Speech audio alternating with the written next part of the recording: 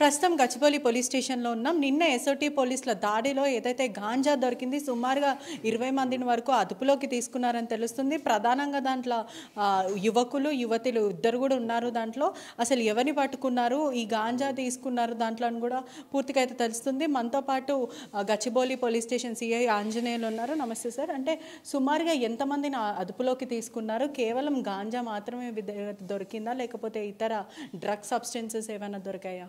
నమస్తే అమ్మ. మాకు నిన్న నైట్ అరౌండ్ 12:30 1 o'clock ప్రాంతంలో సమాచారం వచ్చింది. ఎస్ఓటీ పోలీసుతో కలిసి మేము సంయుక్తంగా రైడ్ చేయడం జరిగింది టీఎన్జిఓస్ కాలనీలో.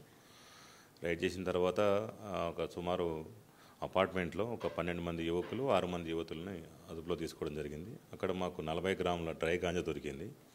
ఇంకా మిగిలిన హుక్కా పాట్ కానీ అదేవిధంగా మన కొంత మద్యం సీసాలు కూడా స్వాధీనం చేసుకోవడం జరిగింది. అంటే ఇదంతా కూడా రేవ్ పార్టీయా లేదంటే ప్రధానంగా ఏదైనా బర్త్డే పార్టీ ఏదైనా కిటీ పార్టీ లాంటివి చేసుకుంటున్నారు? ఇదైతే బర్త్డే పార్టీ లాగా ఉన్నది. అక్కడ కేక్ అవి కట్ చేసుకోవడం, ఆదిత్య అని అయితే అతని యొక్క బర్త్డే నిన్న ఉండే సెలబ్రేషన్ చేసుకోవడానికి ఆడ పార్టీ ఏర్పాటు చేసుకొని తెలుస్తుంది చూస్తే. సుమారుగా వీళ్ళందరికీ కూడా ఎంతమందికి గాంజా పాజిటివ్ వచ్చింది? ఏదైనా ఇతర డ్రగ్ పాజిటివ్ అట్లాంటివి ఏదైనా రావడం జరిగిందా? ఒక ముగ్గురికి మాత్రమే మనకు గాంజా పాజిటివ్ వచ్చింది. టెస్ట్ మనం ర్యాండమ్ కిట్స్ వారు టెస్ట్ చేస్తే మిగిలిన వాళ్ళ ఎవరికి పాజిటివ్ రాలేదు. మీ అదర్ డ్రగ్స్ కూడా ఏమి పాజిటివ్ రాలేదు. ఎవరైతే ముగ్గురికి పాజిటివ్ వచ్చిందో వాళ్ళ మీద ఎన్డీపీఎస్ యాక్ట్ కింద కేసు నమోదు చేయడం జరుగుతుంది. మిగిలిన ఎవరైతే ఈ పార్టీలో పార్టిసిపేట్ చేశారో వాళ్ళందరి మీద అనుమతి లేకుండా దాంట్లో పార్టిసిపేట్ చేసి నివాస ప్రాంతంలో ఈ పార్టీ చేసుకోవడం అనేది నిషేధం కాబట్టి అక్కడ వాళ్ళ మీద న్యూసెన్స్ కింద case city police act BNS కింద కేసు నమోదు చేయడం జరుగుతుంది. అదేవిధంగా ఇప్పుడు యువత అనేది చాలా ఇటువంటి దాంట్లో తరచూ కనిపిస్తూ ఉన్నారు, పాల్పడుతున్నారు ఈ డ్రగ్స్ కింద. మూలాలు ఎక్కడి నుంచి వస్తున్నాయి? అంటే దొరికిన వాళ్ళ దగ్గర నుంచి మీరు సమాచారం ప్రిలిమినరీ ఇన్వెస్టిగేషన్లో ఏమని చెప్తున్నారు? ఇప్పుడు ఈరోజు దీనికి సంబంధించి మాత్రం అరుణ్ అనే వ్యక్తి ధూల్పేట నుంచి తీసుకొచ్చని చెప్తాడు 50 గ్రాముల తను. ఆ సోర్స్ ఎక్కడి నుంచి తెచ్చాడనే విషయం కూడా మేము ఫర్దర్గా ఇన్వెస్టిగేట్ చేస్తున్నాం. ఆ సోర్స్ పట్టుకుంటాం, ఫర్దర్గా పోయి దీనిలో ముందుకెళ్తాం. అంటే ధూల్పేట నుంచి మూలాలు ఉన్నాయి, అక్కడి నుంచి తెచ్చామని కూడా వార్త వస్తుంది.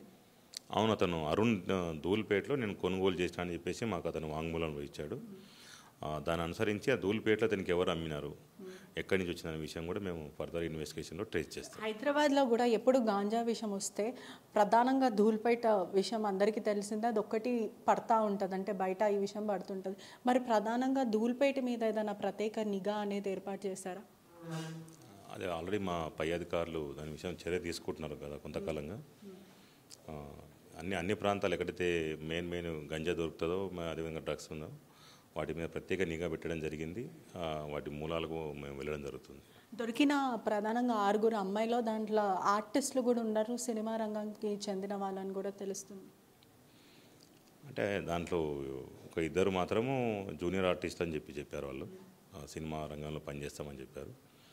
వేరే సినీ ప్రముఖులు కానీ ఎవరు కానీ మాకు దొరకలేదు. అదేవిధంగా ప్రైవేట్ ఎంప్లాయీస్ అంటే సాఫ్ట్వేర్ ఉద్యోగానికి సంబంధించిన వాళ్ళు, రైల్వే ఉద్యోగానికి సంబంధించిన వాళ్ళు కూడా ఉన్నారని కూడా సమాచారం వస్తుంది.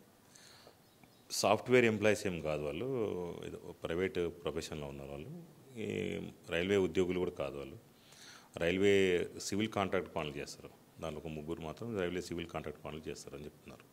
ఏదైతే టీఎన్జిఓ అపార్ట్మెంట్స్ ఉందో ఇది పూర్తిగా సర్వీస్ అపార్ట్మెంటా లేకపోతే ఎవరైనా ప్రధానంగా ఎవరైనా నివసిస్తున్న అపార్ట్మెంట్, అంటే ఈ నిందితులకి సంబంధించిన వాళ్ళు ఎవరిదన్నా ఇల్లా? అది ఈ సాయి ప్రవీణ్ అతను కిరాయి తీసుకున్న అతను. సాయి ప్రవీణ్తో పాటుగా మరో 2 కలిసి బ్యాచిలర్ రూమ్లో ఉంటారు అక్కడ.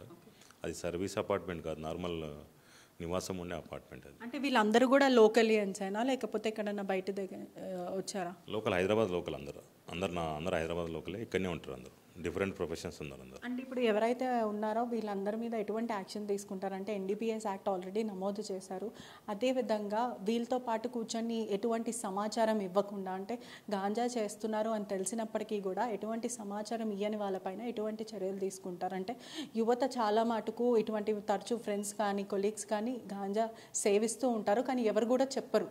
అది కూడా క్రైమే అంటారా?